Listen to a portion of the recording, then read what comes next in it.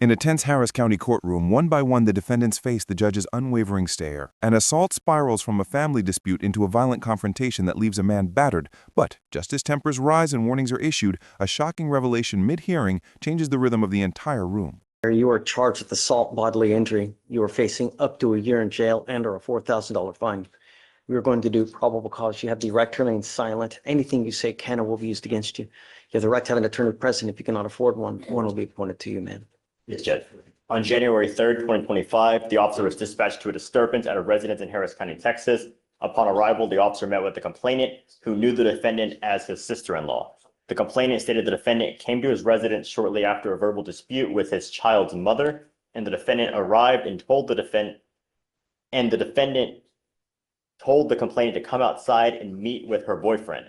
When the complainant stepped outside, he was assaulted by the defendant by a closed fist to the back of the head. The complainant stated the defendant continued to strike him in the back of the head before he began stumbling down the stairs. The complainant was then assaulted by an unidentified black male while still being assaulted by the defendant and the defendant's sister. The defendant was gone on arrival, but was contacted via a public service by the officer and was ordered to return to the location. Did the other person get arrested as well? It appears there is a connected case, Your Honor. The sister was also arrested. So we have three co-defendants or No, two just co-defendants? Yeah, just the sister, Okay. Your Honor. You know of alcohol or any kind of, There's no allegations, Your Honor. I see that she's on probation as well. Ms. Fair, I'm going to find that there's probable cause to go forward with the case. I'm ordering you as a condition of your bond not to consume alcohol, illegal drugs, or unprescribed controlled medication. I'm also ordering you not to be in possession of weapons, not to have contact with the complaining witness in this case, and not to be in contact with any of the co-defendants. Do you understand? Yes? Okay. If I find that you violate these conditions, I'm going to revoke your bond. I'm going to put you in jail. I'm going to protect my community at all costs. Do you understand, ma'am? You need a lawyer, ma'am. Okay. Ms. Fair, I need you to fill out an application for me. I'll provide you a lawyer after that. Don't violate these conditions. Do you understand, ma'am? Okay. Please, we'll have you sign a reset. You'll get with Felicia for your bond conditions, and then we'll have you fill out an application. I spoke with the complainant and Ma'am, hold on. Come back up. he's no longer living, he still has the lease to the residence of the 1180 Grant Road, but he's not living there anymore because the co-defendant lives there. He's actually living at his sister's residence, so if we could get a restriction, like a. Sure, just provide it to Felicia so she knows, and then we'll put that in the order as well, that she's not to go to this location. Yeah, Judge. Okay, okay, ma'am, please. Mr. Johnson, you're charged with theft. You're facing up to 6 months in jail and or a $2,000 fine. We're going to do probable cause. You have the right to remain silent. Anything you say can or will be used against you. You have the right to have an attorney present. If you cannot afford one, one will be appointed to you, sir. Yes, Judge. On January 17th, 2025, the officer was dispatched to the theft of a motor vehicle at a residence in Harris County, Texas.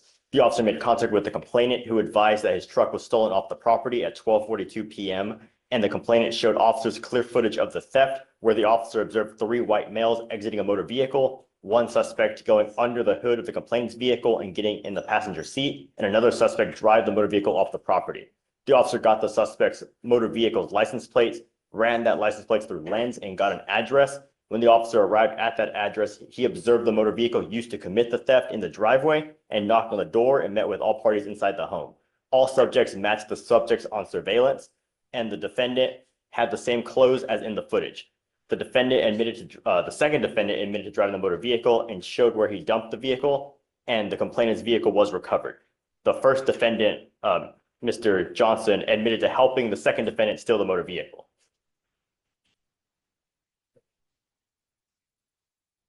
So you're telling me that they allegedly stole a car. Yes, Judge. He's charged with a misdemeanor theft, Class B. Yes, Judge. What is the value of the car? According to the DIMS, the complainant advised the value was $600. Does he make a statement that he knows the car stolen? He makes a statement that he admitted to help steal the vehicle. Okay. All right, Mr. Johnson, I'm going to find that there's probable cause to go forward with your case. We do have co-defendants in this case, do we not? Yes, Judge. I'm ordering you as a condition of your bond not to have any contact with the co-defendants in this case and not to have any contact with the complaining witness in this case.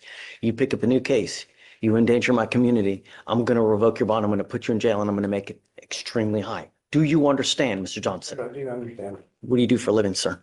How do you support yourself? Sir, How do you support yourself? I'm trying to get disability right now, sir. All right, I'll have you fill out an application. Do you mind giving me an application? Do not leave until you sign our bond conditions, otherwise Yes, I will sir. issue a warrant for your arrest. I'm going to give you an application. I'm going to have you sign a receipt with Victoria, and then we'll have you take a seat in the jury box, sir. And Mr. Shagagoya, you're charged with driving while intoxicated. You're facing up to 6 months in jail and or a $2,000 fine. You're also charged with unlawful carrying of a weapon. On the gun case, you're facing up to a year in jail and or a $4,000 fine. We are going to do probable cause. You have the right to remain silent. Anything you say can and will be used against you. You have the right to have an attorney present. If you cannot afford one, one will be appointed to you, sir. Yes, Judge. On January 18th, 2025, at approximately 4:30 a.m., the officer observed the vehicle fail to stop at a red light at the East Texas Freeway on Harris County, Texas. The vehicle would have struck the officer's patrol vehicle had the officer not come to a stop. A traffic stop was then initiated and the vehicle continued to drive 0.5 miles before stopping.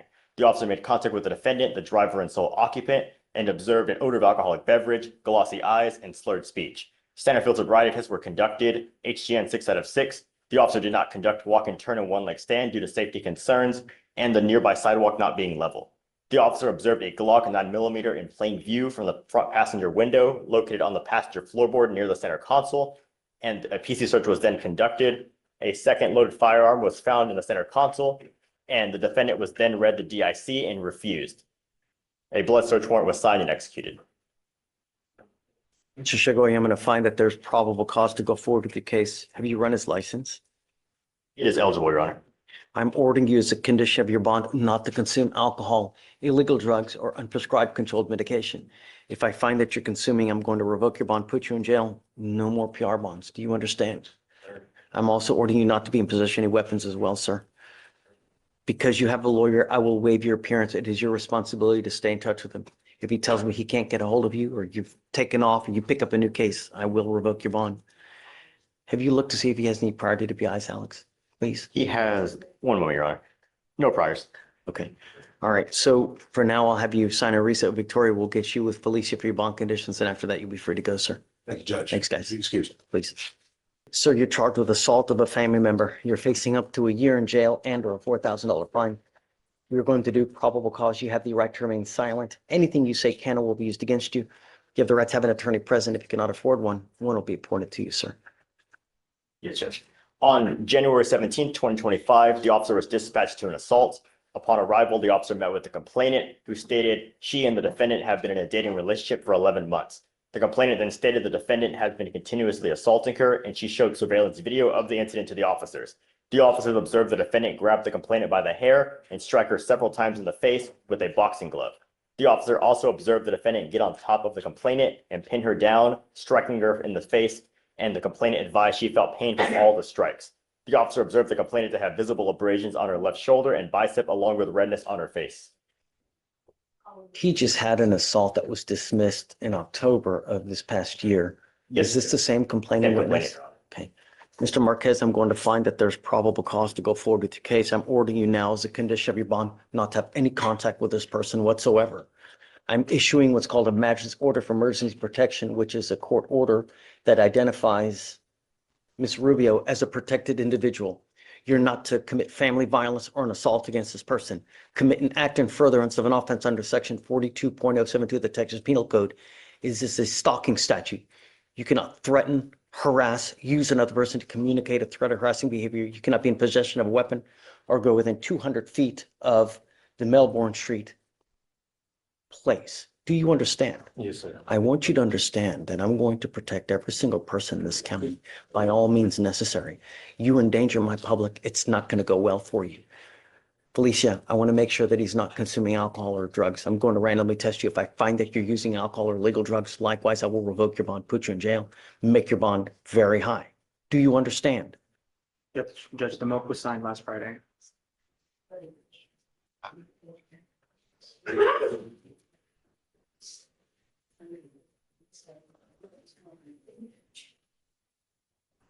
It was signed by a magistrate court. On the 18th, or last Saturday, actually. You scroll all the way to the bottom. Hmm. Okay. So it looks like a protective order has been issued. I would get to know it because if you violate this protective order, the state can and will file a violation of protective order. That is the capital murder of misdemeanors. Do you understand, sir? Judge, the magistrate also did order a GPS device that was, Yep. installed prior. I'm okay with that. I have it on, sir. Did you want do you need a lawyer, sir? Okay, so you don't want a court-appointed lawyer then?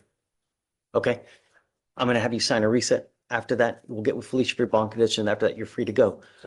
Don't violate these conditions, Mr. Marquez. It's not gonna go well for you. Do you understand? Okay, come on. Sir, you were charged with unlawful carrying of a weapon. You are facing up to a year in jail and or a $4,000 fine. We are going to do probable cause. You have the right to remain silent. Anything you say can or will be used against you. You have the right to have an attorney present. If you cannot afford one will be appointed to you, sir. Yes, Judge.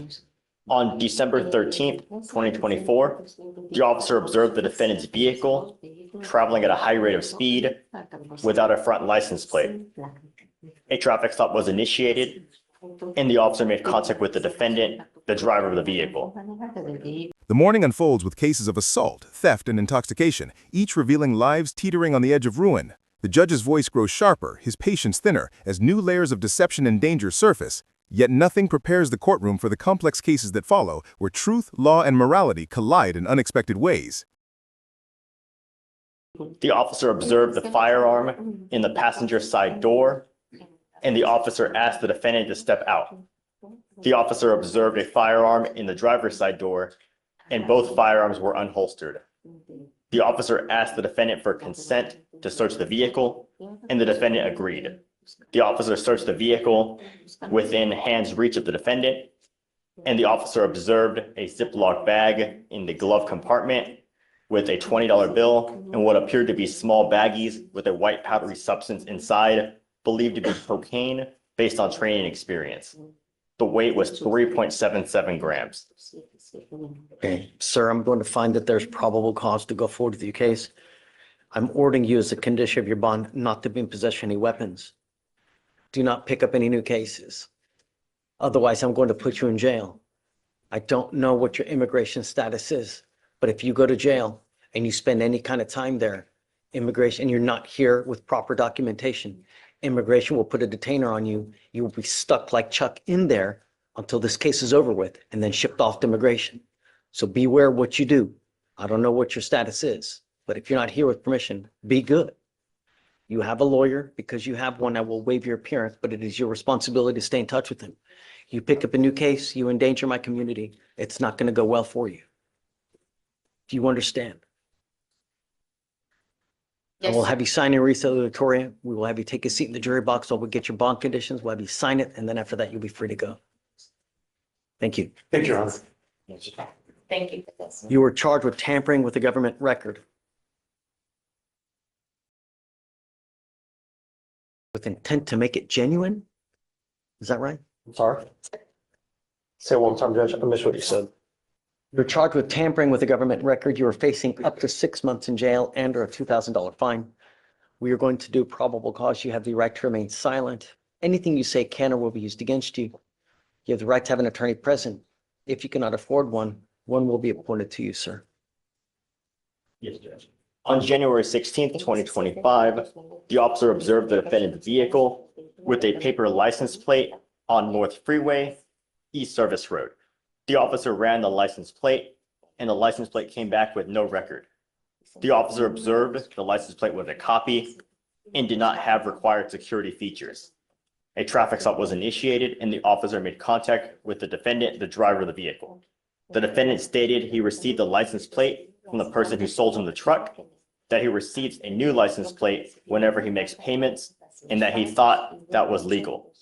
The defendant stated he did not have insurance on the vehicle, and the officer ran the VIN and discovered the motor vehicle to be salvaged. The officer also found the vehicle has never been registered and had never had a state inspection. The defendant provided a dealer tag receipt for the license plate, listing him as a purchaser. So he tried to purchase in good faith, Judge. He just, I don't see how there's any criminal intent. But he's making payments and he gets a new license plate every time he gets a payment. That's what the officer says he was saying. Well, right, but I mean, Right. Marcos, I see what you're saying because he's charged with tampering, right? To tamper, you must.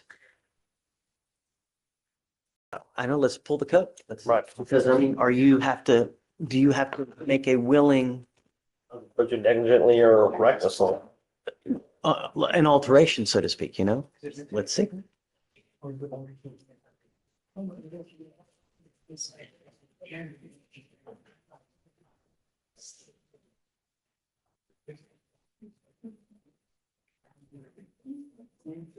$37.10.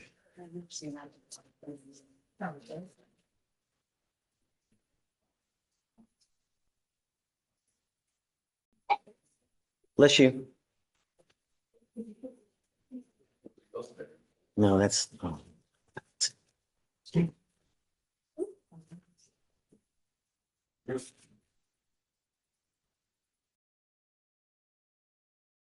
Knowingly makes a false entry in the false alteration of a government record. A person commits, if he knowingly makes a false entry in or false alteration of a government record. Makes, presents, or uses any record, document, or thing with knowledge of its falsity with intent that it be taken as a genuine government record. Your Honor, I think that is what they're probably relying on in this case. if I may, as the information alleges, it's subsection 6 where it possesses a governmental record with knowledge that it was obtained unlawfully. So, Well, he doesn't know who's attended lawfully, even from. Well, hold on. That's your burden, right? yes, Judge, and in this case, we would show that reasonable certainty by his obtaining it every time he makes a new purchase and obtaining it from the person who obtained the vehicle rather than from the government. So it would be through that. When I go buy a new car, though, they give me a tag. You know what I mean? So at some point, yes, you're supposed to get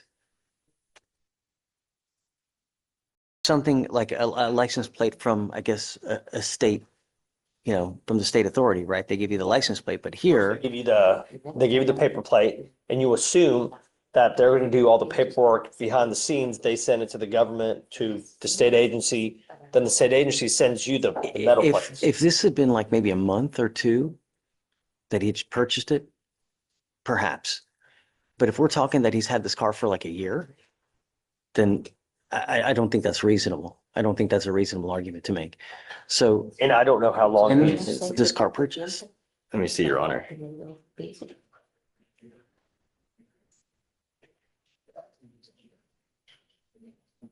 So the only thing in regard to the status of the vehicle is the officer only found that it was a salvaged vehicle, and he lists a date of loss as June or May 29th, 2020. So I don't know if that's when the defendant obtained it or that's just. no, whenever that's just when it was salvaged at Yeah, that so time. that's So the at that only- point, you can't even drive the car because it's salvaged, right? Right, and It's a that's salvage title, the but date that the officer provides. So, and, you know, so with the information we you have a have, copy of the tag? let me see.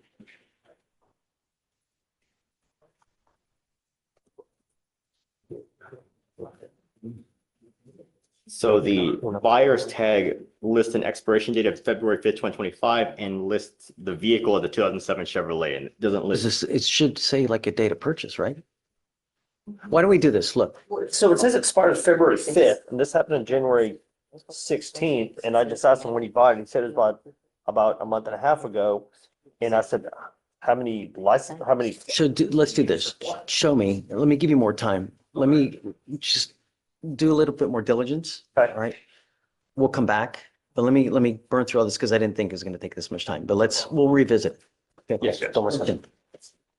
So, Mr. Montalongo, you're charged with two cases. You're charged with assault of a family member. You're also charged with terroristic threat. Both of those, you're facing up to a year in jail and or a $4,000 fine. I'm going to tell you now, you take off on me again, I'm going to make your bond so high you'll have hair falling out. Do you understand? As it stands now, your case is 1,289 days old on one. The other one is around another 2 years old as well. I'm assuming probable cause has been found already. I would like to take up probable cause, Your Honor, on the terroristic threat one, if we can. Okay.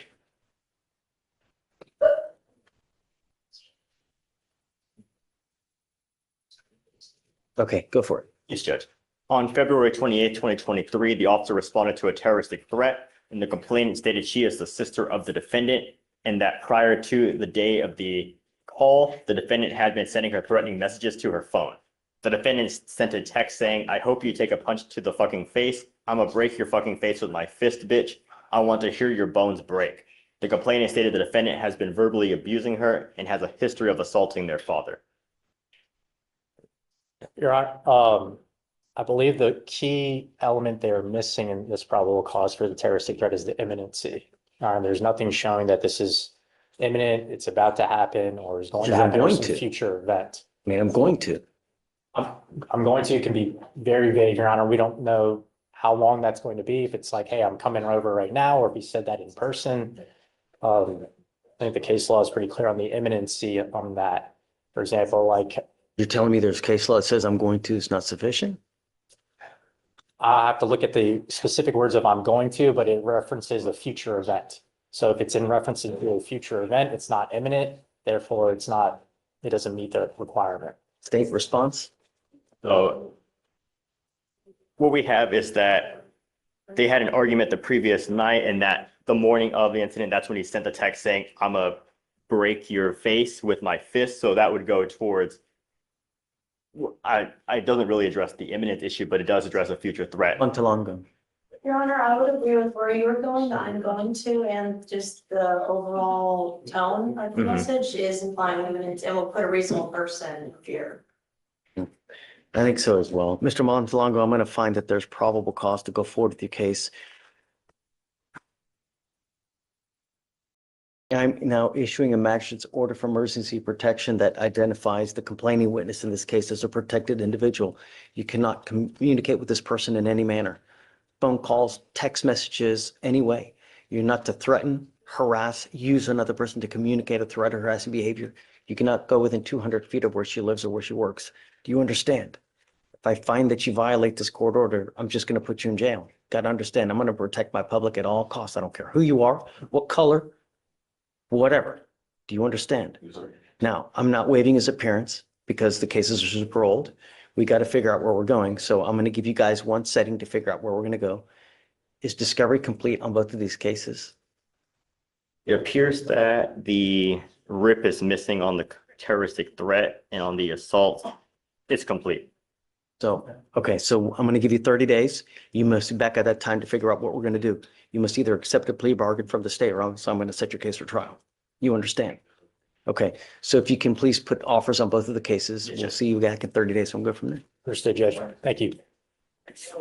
Inside a Harris County courtroom, justice moves like a slow storm, methodical, thunderous, and impossible to escape. The session begins with Miss Fair charged with assault causing bodily injury. Her crime? A family dispute turned violent where a single punch became a symbol of deeper chaos. She and her sister attacked their relative, leaving him injured and humiliated. The judge's tone cuts through the air like a blade. "If you violate my bond conditions, I will protect my community at all costs." Fair nods meekly, the weight of her actions pressing against her silence. Then comes Mr. Johnson, a small-time thief caught in a larger crime. Caught on camera helping steal a $600 truck, he faces the judge's scrutiny. The footage leaves no doubt. Johnson and his friends stripped the man of his property in broad daylight. The judge warns him with ice-cold precision. "You pick up a new case, I will make your bond extremely high." Johnson mumbles about trying to get disability benefits, his future hanging by a thread of mercy. Moments later, Mr. Shagagoya steps forward, driving drunk at 4:30 a.m., nearly crashing into an officer's patrol car. 2 loaded firearms sit within reach. His slurred words and glazed eyes tell the story before he does. The judge, unmoved, forbids him from touching alcohol or weapons again. "No more PR bonds," he snaps. It's a warning and a prophecy in one breath. The tension deepens when Mr. Marquez faces accusations of assaulting his girlfriend. Surveillance footage shows him beating her with boxing gloves, a chilling image of control and cruelty. The judge, visibly angered, imposes an emergency protective order.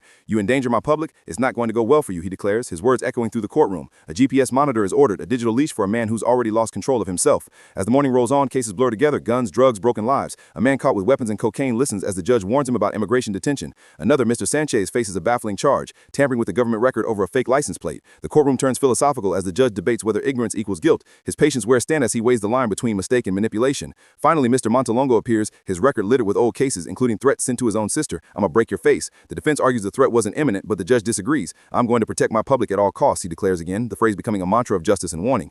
By the end, the courtroom feels drained yet alive, a mosaic of guilt, sorrow, and fragile hope. Each defendant leaves with the same echo in their ears. Mercy is possible, but never promised. And as the judge's gavel falls for the final time, one truth lingers. Justice may bend with circumstance, but it never blinks.